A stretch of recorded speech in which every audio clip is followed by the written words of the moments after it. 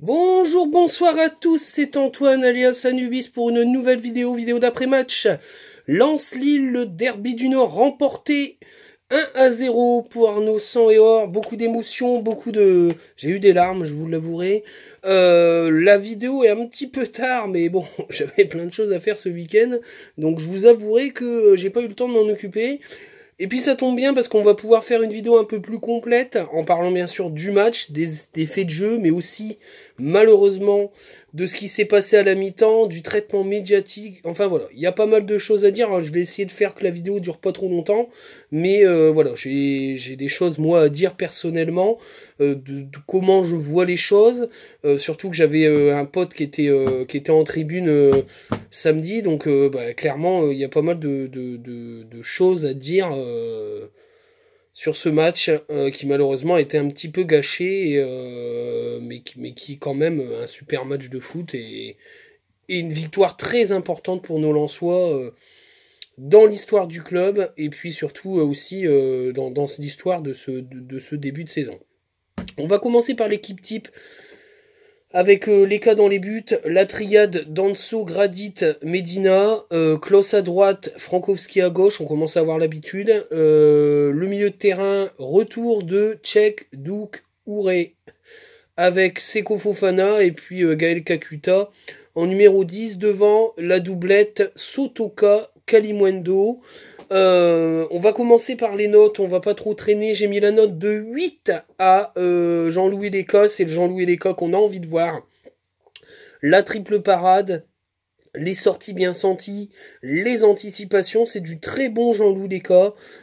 Clairement, moi ça m'a plu et ça mérite un 8 parce qu'il a été clairement très bon.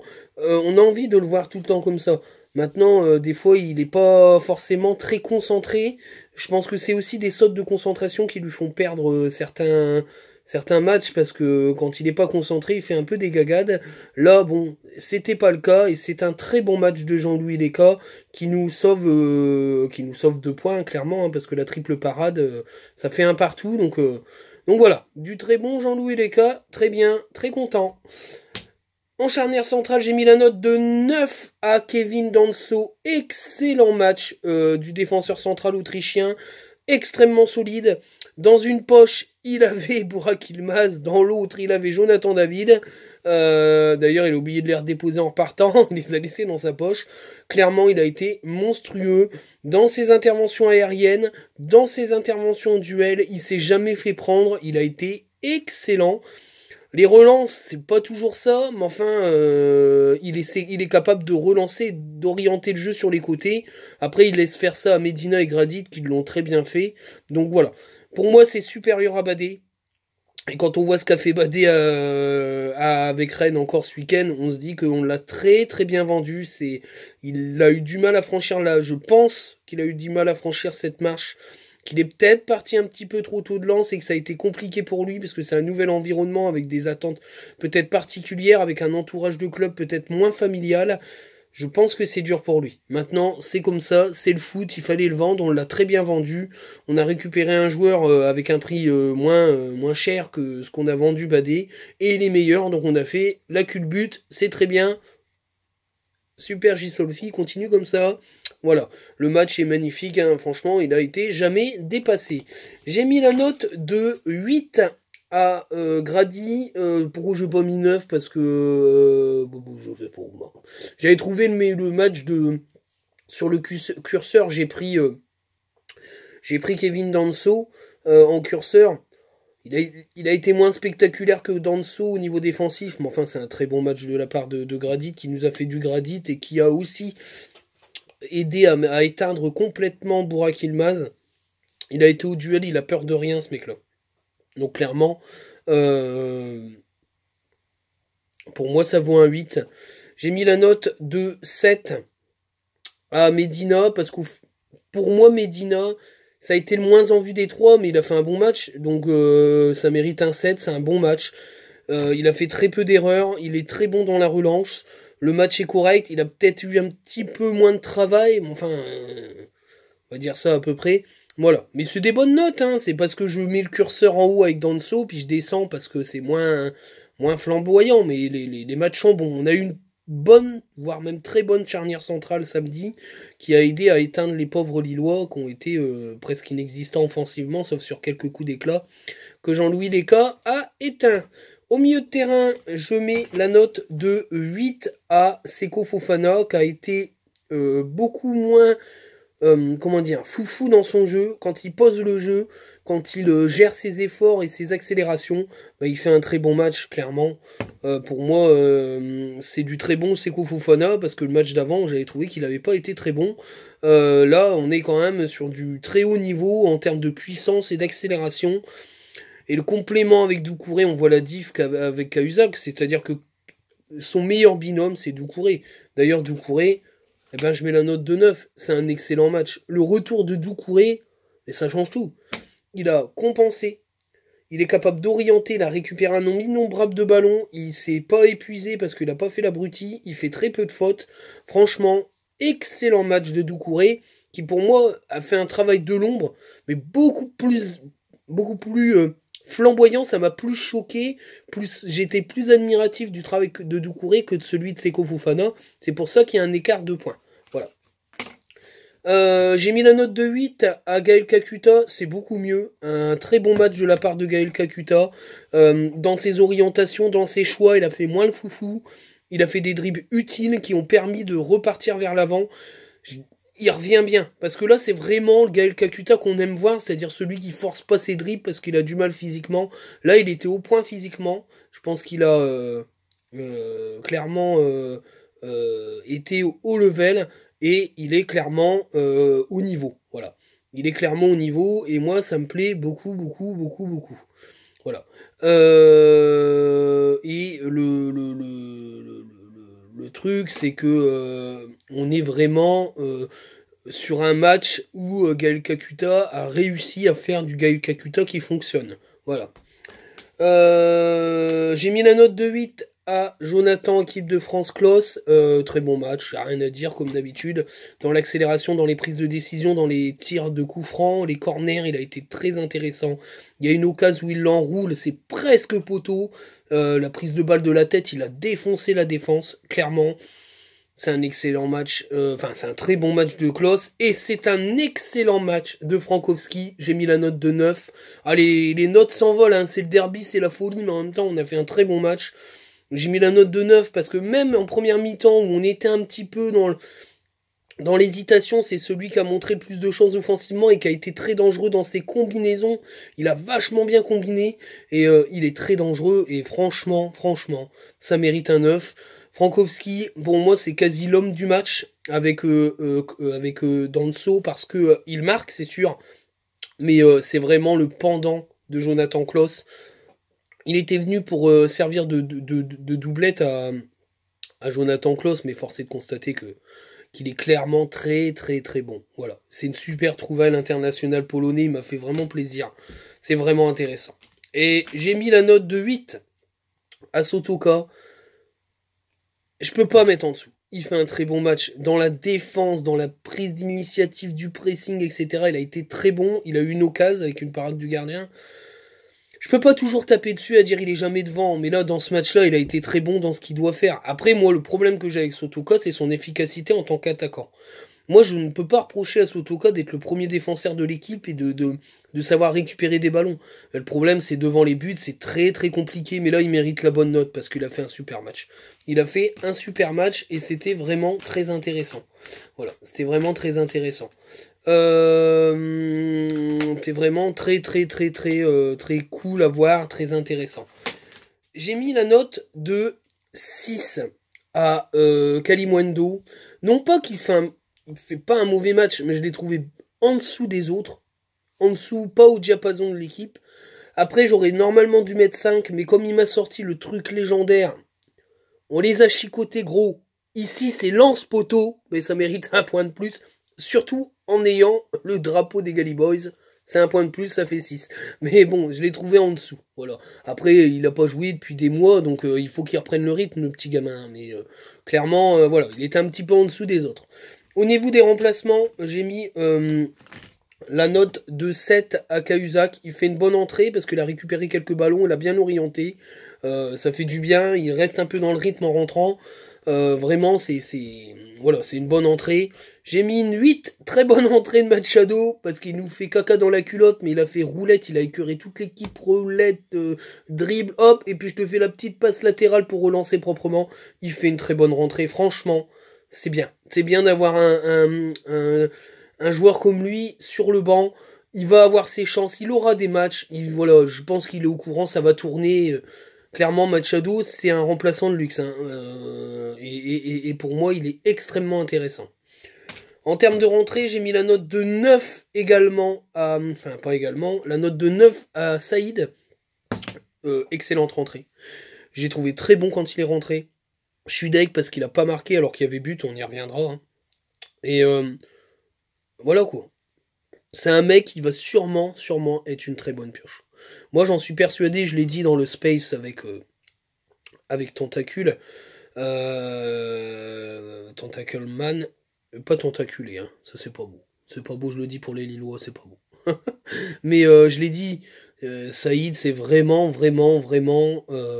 une bonne pioche. Je le sens. Je le sens, et là, sa rentrée était très bonne. Il mérite ce but, et puis on a vu sa joie, voilà, il est à fond dans le truc, comme Corentin Jean, hein, c'est-à-dire c'est des pros, quoi. Ils rentrent, il bouffe tout pendant 20 minutes. Et il va devenir un concurrent à Kalimundo, ça c'est clair et net. Hein. C'est clair et net. La note de l'arbitre, j'ai mis 3, parce que franchement il était nul à chier. Voilà, Monsieur Miou, il n'a pas été bon. Bon, je suis désolé, il y a au moins un penalty en première mi-temps, je dirais même 2, mais bon, on va dire un déjà, parce que contrôle main, je suis désolé, la règle est pourrie, mais pour moi, c'est sur interprétation, pour moi, il y a penalty. Hein. Il rate son contrôle, il met main, il y a penalty. Déjà d'une. De deux, il y a but. Parce que Kakuta est hors jeu, mais il fait 0, il gêne en 0 le gardien, parce que de toute façon, le gardien est battu sur la frappe, c'est une frappe directe qu'il prend à contre-pied, il y a but. Voilà, donc l'arbitrage a été encore une fois nul à chier. La VAR, ils sont défoncés du matin au soir, je sais pas ce qu'ils branlent là-dedans. Je suis sûr que si tu mets une cam, il y a des putes qui les pompent. Ils font autre chose que ce qu'ils doivent faire. Ils font la fiesta là-dedans, c'est pas possible. C'est pas possible. C'est clairement impossible. J'ai mis la note de 8 à Francaise. Très bon match au niveau du coaching. Il a été bon, il a bien géré son coaching. Il a fait les remplacements au bon moment. Franchement, clairement, c'est du bon Francaise samedi. Et puis je mets la note de 3. Mauvais match de Lille, voire même très mauvais match de Lille, parce que j'ai trouvé que c'était pas le Ligue de Ligue des Champions, c'est un Ligue qui est triste à voir jouer. On a joué une très faible équipe lilloise et on a gagné. Bah tant mieux, mais franchement ça fait peine à voir un champion aussi faible. Hein, parce que le nombre de joueurs qui est parti, il n'est pas monstrueux, mais avoir pris Jocelyn Gourvenec... Enfin voilà, on sent la lenteur, la lourdeur de Jocelyn Gourvenec. C'est d'une tristesse cette équipe, ça peut être une catastrophe industrielle s'ils se sortent pas les doigts du cul. Hein. Parce que quand t'es pas programmé pour jouer le maintien, c'est très dur. Parce que les équipes qui elles jouent le maintien, elles vont t'enculer, hein, clairement. Et moi ils me font peur Lille. Hein. Ils me font peur. Après en Ligue des Champions, on va peut-être faire des choses au niveau des points UEFA, mais clairement ça me fait peur. Voilà. Et puis une petite note spéciale, on y reviendra après.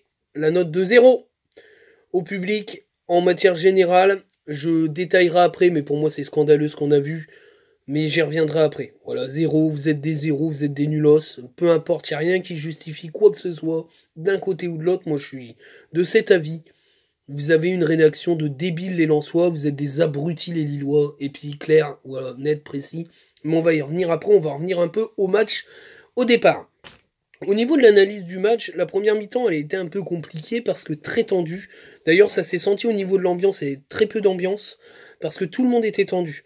Il y a eu un round d'observation très long, avec des phases d'accélération lensoise qui étaient très dangereuses. Ils craignaient les Lillois. C'est pour ça aussi que les deux pistons sont pas montrés très haut, mais quand ils avaient la possibilité de combiner, ils l'ont fait très bien, donc c'est pour ça qu'ils font un très bon match. La bataille du milieu de terrain, elle a été gagnée au fur et à mesure du match, par Seko Fofana et Doucouré et Gaël Kakuta.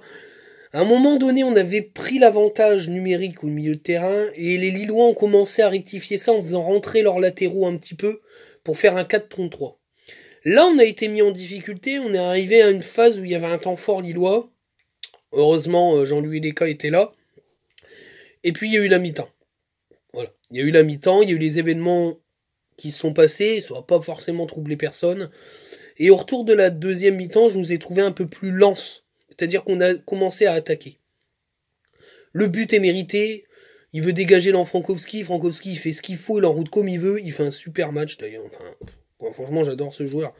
C'est vraiment, ça va faire du bien à Jonathan Klaus d'avoir un pendant qui lui met un petit peu moins de lumière qui l'éclaire moins, comme ça il peut travailler un peu plus tranquillement. Klaus, il est moins visé. Là, il va falloir faire des plans antilatéraux et on a des milieux de terrain capables de compenser en étant offensifs. Donc ça va être très compliqué de nous jouer.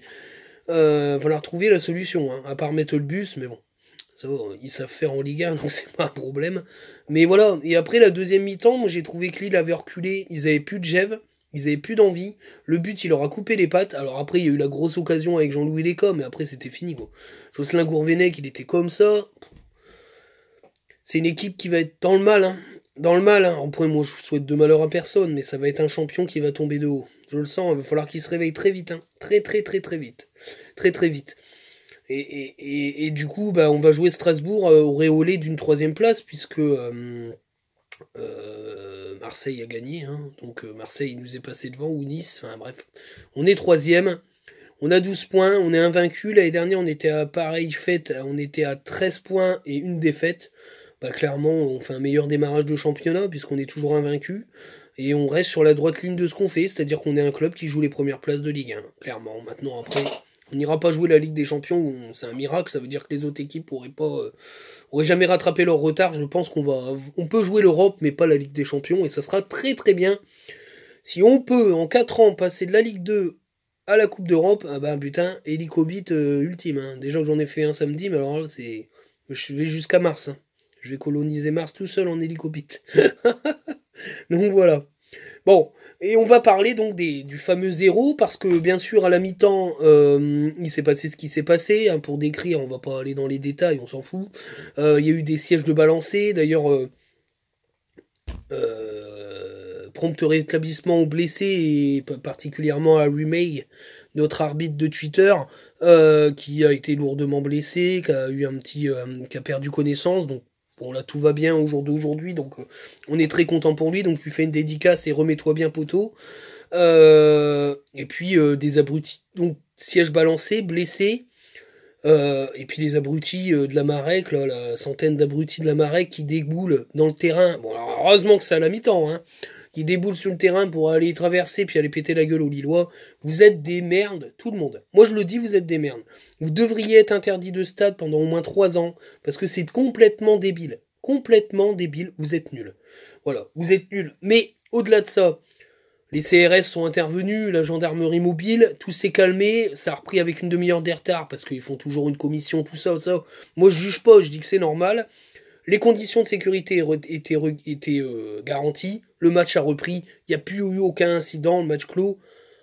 Ça mérite pas le traitement médiatique qu'on voit là aujourd'hui, hier, avec le tête de mort de Fred Hermel qui est encore une fois en train de vomir sur le Racing Club de Lens avec le maillot de Lens sur les épaules. Monsieur, c'est une honte. Vous n'êtes pas un représentant de Lens. Allez lécher les couilles du Real de Madrid et laissez-nous tranquilles, vous êtes une merde. Moi je vous le dis carrément, comment on peut cracher sur le Racing Club de Lens qui n'est pas responsable de ce qui se passe avec le maillot.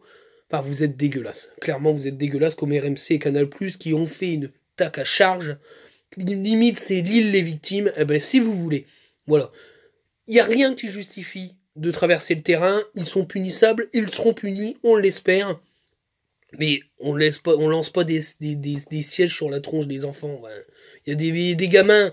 Mon pote était au stade, il était avec son gamin, il a vu des sièges voler.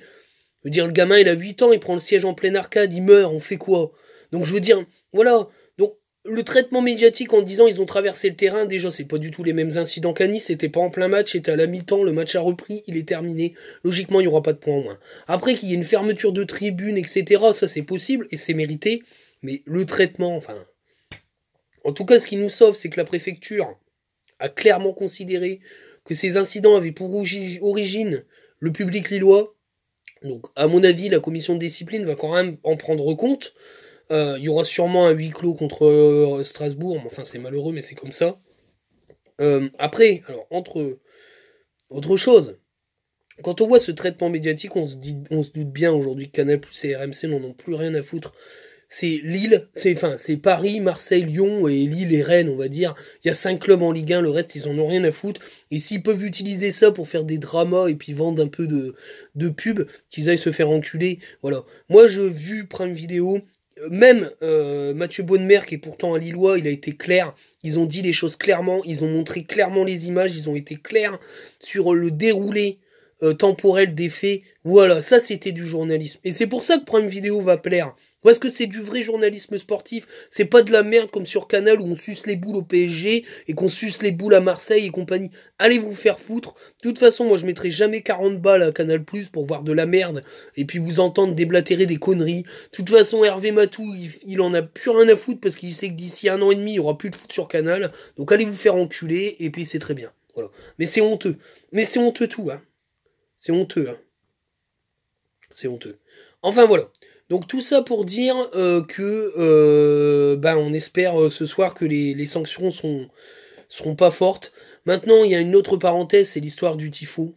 Si ça s'avère vrai que le COP a menti à la direction sur l'intitulé du tifo, c'est quand même pas malin. C'est quand même pas malin de se foutre de la gueule d'une direction qui fait aujourd'hui redorer les couleurs du blason pour des conneries. Vous aurez dit non, mais vous auriez mis autre chose. C'est du foutage de gueule et c'est un manque de confiance clair. Une offense faite à la direction, moi je trouve ça stupide. Maintenant, on est habitué des fois à ce que dans la marée qu'il y ait quelques gens qui n'aient pas vraiment de cerveau, mais bon, il y en a partout, hein, donc on va pas stigmatiser non plus, mais enfin ça c'est pas malin du tout. Donc voilà pour la vidéo. La prochaine, ce sera dans la semaine, avec le match contre Strasbourg, on espère qu'on va enchaîner. Moi je vous dis ciao, on fera peut-être un space avec Tentacleman. Entre parenthèses, on évitera Laurel et Hardy, hein, vous avez compris. Enfin, si, ils seront peut-être là, mais s'ils sont là, moi je m'en irai. Faut pas me faire chier avec ces gens-là.